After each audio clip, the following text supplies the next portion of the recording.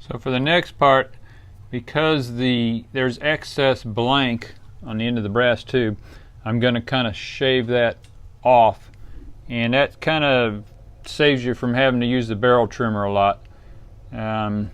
So it's kind of a guessing game where I guess where to cut, and I kind of do it in multiple passes so I don't go too far. You just never want to go too far. You want to be a little short so your barrel trimmer can give you exactly 90-degree angle or perpendicular degree to the tube. So let's go ahead and start that.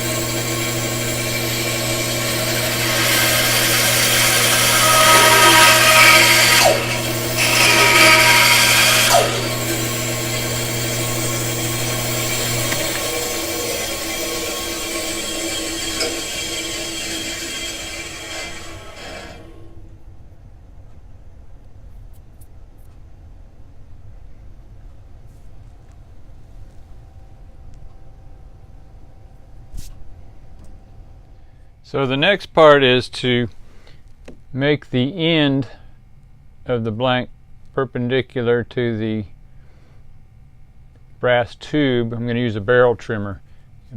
Some people sand this directly against their sander, and that's fine, but it seems like it takes longer and probably a little harder to keep square.